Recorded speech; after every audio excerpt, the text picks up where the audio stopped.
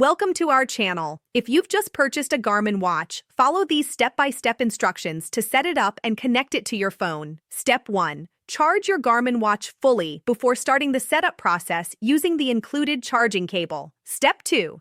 Download the Garmin Connect app from the App Store or Google Play Store on your smartphone. Step 3.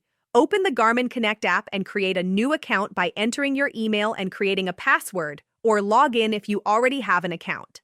Step 4. Complete your profile by entering your personal information including age, gender, height, and weight for accurate fitness tracking. Step 5.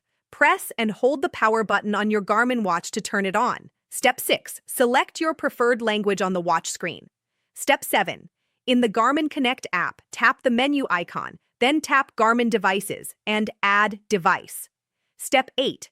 Select your watch model from the list of available Garmin devices. Step 9. Make sure Bluetooth is enabled on your phone and follow the on-screen instructions to pair your watch.